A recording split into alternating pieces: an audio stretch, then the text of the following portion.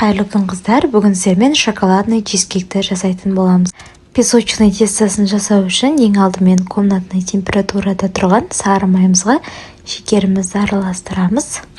Біркелкі араласқаннан кейін үстіне жұмыртқамызды салып, тағы да біркелкі болғанша араластырып аламыз. Қыздар, мұнда лопатка ғана қолданамыз, миксер қолдануға болмайды. Келесі сетадан алдын ала өткізілген ұнымызды, какаомызды салып, 2 минуттай миксерлеп аламыз. Миксерлеп болғаннан кейін салмамызды қолымызбен илеп, 1-2 қайтара тоңазытқышқа 20-30 минутқа жіберетін боламыз. Тоңазытқыштан шығарып, песочный тестамызды 2 пергамент қағазының арасына қойып жаятын боламыз. Өте жіңішке етіп жаямыз. Видеода көрсетілгендей жіңішке етіп жаямыз. Содан кейін 170 градусқа 15 минутқа пісіріп аламыз.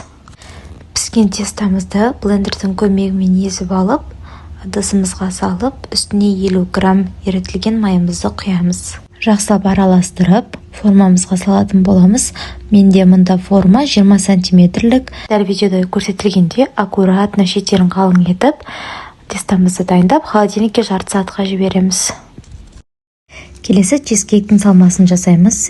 Ең алдымен молочный шоколадымызға сливкімізді құйып, микроволновкада ерітіп аламыз. Немесе водяной баняда да ерітсеңіздер болады. Лопатканың көмегімен ысытылған сливкіміз бен шоколадымызды араластырып, осындай сұйықтықта шоколад жасаймыз. Келесі біз творожный сырымызға комнатный температурада болу қажет. Бұл жерде барлық зат какаоны араластырып, лопатканың көмегімен біркелкі болғанша араластырамыз. Содан кейін жұмыртқамызды салып, лопатканың көмегімен тағы да біркелкі болғанша араластырамыз. Мұнда ешқандай миксер қолданбаймыз, қыздар. Венчикпен немесе лопаткамен ғана араластырамыз. Содан кейін ерітілген шоколадымызбен массамызды біркелкі болғанша араластырамыз. 2-3 минутта араластырып, массамызды дәл видеода көрсетілгендей комочектар қалмау керек, қыздар.